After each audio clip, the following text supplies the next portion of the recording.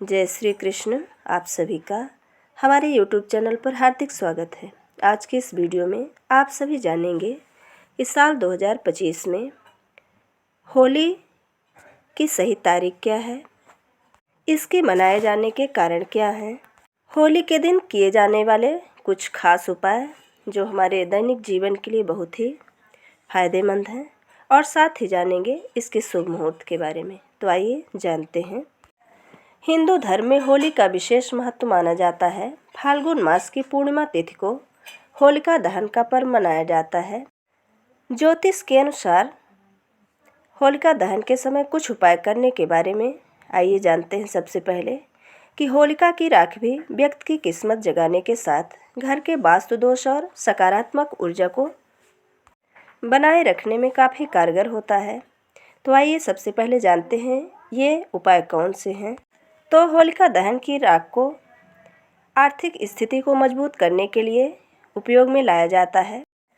इसके लिए होलिका दहन के दूसरे दिन सुबह के समय बिना कुछ कहे राख ले आएं और पूरे घर में छिड़क दें।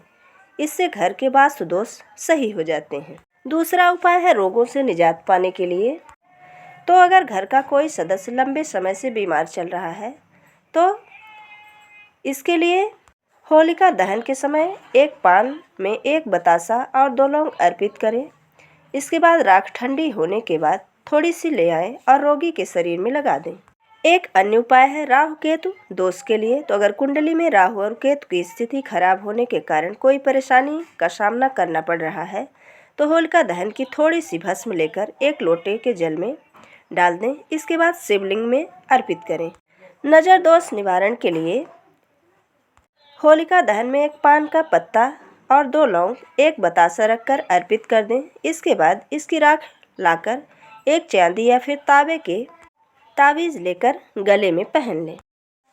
नवग्रह के दुष्प्रभाव के लिए होलिका की राख को नहाने के पानी में थोड़ा सा मिलाकर नहा लें। ऐसा करने से शारीरिक, मानसिक और आर्थिक संबंधी सभी समस्याओं से छुटकारा मिल जाता है। कई बार कड़ी मेहनत के बाद भी छात्रों को शिक्षा के क्षेत्र में सफलता हासिल नहीं हो पाती है। इसलिए होलिका दहन के दिन छात्र शाम के समय घर की उत्तर दिशा में अखंड ज्योत प्रज्वलित करें और इष्ट देवी देवताओं का स्मरण करें। ऐसा करने से छात्रों को बहुत जल्द ही लाभ दिखाई पड़ेगा। जीवन में आर्थिक समस्याओं को दूर करने के लिए होलिका दहन के दिन सूखे नारियल के गोले में भूरा बना लें और उसे होलिका में अर्पित कर दें। ज्योतिष शास्त्र में बताया गया है कि ऐसा करने से जीवन में आ रही समस्याएं होलिका के साथ ही भस्म हो जाती हैं और व्यक्ति के जीवन में सुख, शांति और आर्थिक वृद्धि होती है। ज्योतिष शास्त्र के मुताबिक होलिका दहन के दिन होलिका को पान, नारियल, सुपारी इत्यादि का भोग अर्पित करना चाहिए। ऐसा करने से नौकरी प्राप्त करने में सहायता मिलती है और जीवन में उन्नति के नए अवसर प्राप्त होते हैं। इस उपाय से जीवन में आ रही कई ऐसी परेशानियां जिनसे हमारा जीवन अस्त व्यस्त होता है वो सभी दूर हो जाती हैं। अब आइए जानते हैं शुभ मुहूर्त के बारे में।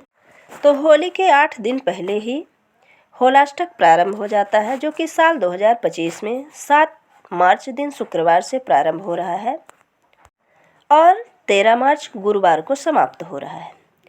इस साल फाल्गुन मास की पूर्णिमा तिथि प्रारंभ हो रही 13 मार्च गुरुवार सुबह 10:36 से और पूर्णिमा तिथि का समापन होगा 14 मार्च शुक्रवार दोपहर 12:23 में।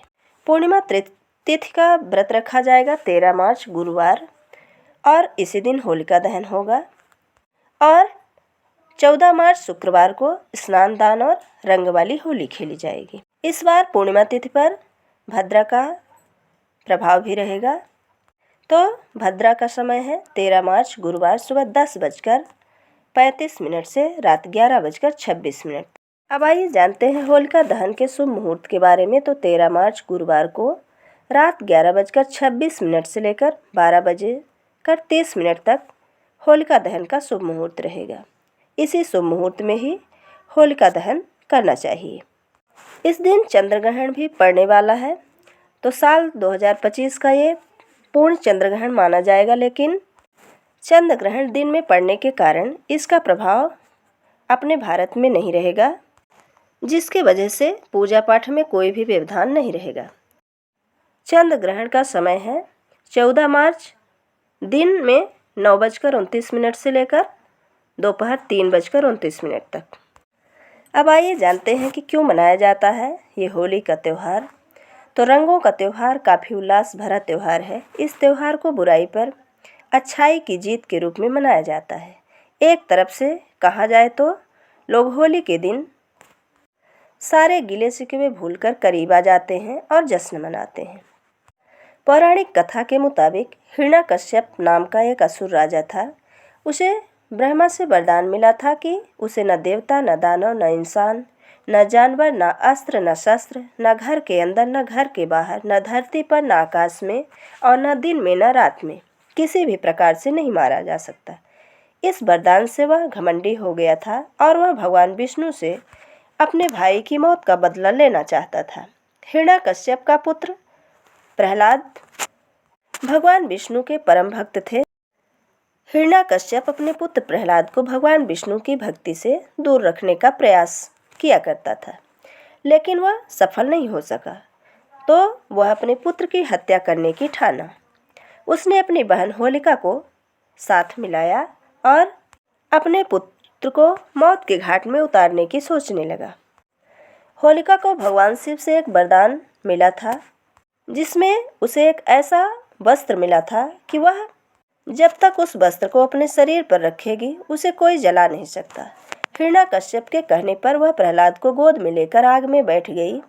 भगवान विष्णु की कृपा से होलिका का वस्त्र हवा में उड़ गया और वह जल गई, जबकि प्रहलाद आग में बच गया। उस दिन से बुराई पर अच्छाई की जीत के तौर पर होली का त्यौहार मनाया जाता है और होलिका दहन किया जाता है। ये थी होलिका दहन पर कुछ विशेष जानकारी। अगर हमारा ये वीडियो आपको अच्छा लगे तो लाइक ज़रूर करें और मित्रों के बीच में शेयर करना बिल्कुल ना भूलें। जय श्री कृष्ण। धन्यवाद।